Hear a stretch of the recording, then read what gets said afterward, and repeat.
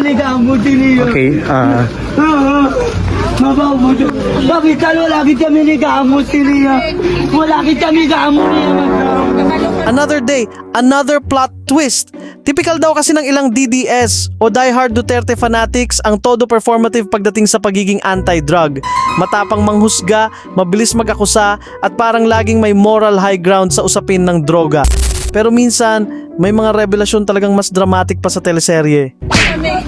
si amoy ni angay sining reaksyon subong lamang mga kakipad. Naaresto sa isang buy-bust operation sa Bacolod City nitong Agosto 25 ang pro-Duterte vlogger na si Joselito Peruelo, mas kilala online bilang Julia Peruelo TV, kasama ang kanyang live-in partner na si Christian Tolentino. Hi Ma'am Julia Peruelo from Bacolod. Maraming salamat sa pagmamahal at suporta. May God bless you. More power to you and I hope to see you soon. Matapos matakpan sang PDEA subong lamang hapon no diri sa may barangay 10 Bacolod City ang mga kaki-5 kag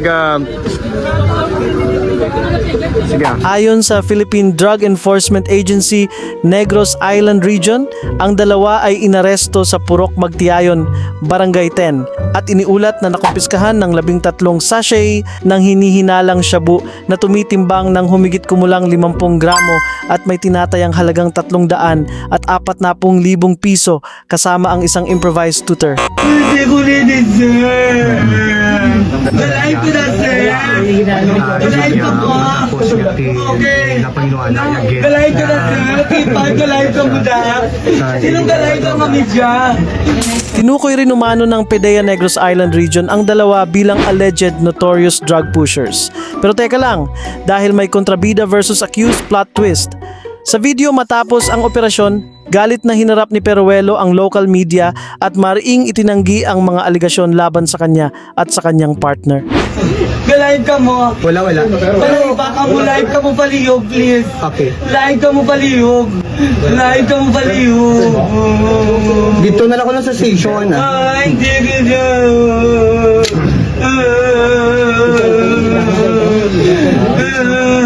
Yung kwa sa lalaki ito ang kulinta sa gimbakasang followers.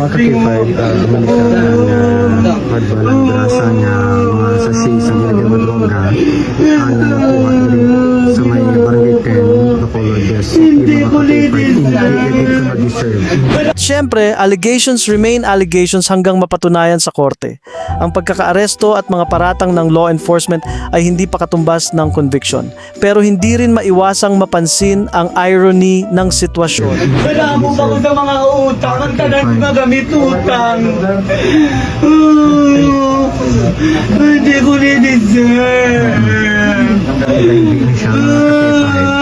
wala pa ka ba? Bibing ang pamilya ta bibing. Pero makabidyo ka na. Pilibidyo ang kamera. Yung kuha nilang bakso. Pilibidyo. Kaya na lang ng di umano'y kaso ng kapamilya o baka kapatid o iba pang kaanak ng isang diehard DDS at self-proclaimed scriptwriter kuno ni Piona na si Igit Girl Tio Moreno. May kapamilya umano siyang na-buy-bust in the past. Public record na yan, so hindi na basta maitatanggi. Sugo ko sa imo, i-video na ako. Di pa lang sila kakarao. Sir, i-video. Mga wala mo ginatoon, sir, ako. I-video, sir, ako. Kung gumasak nila, kakahala pag sir, magsunod nila na hanggang tulog lang kami din, sir. Tulpi lang kami nila tingulan.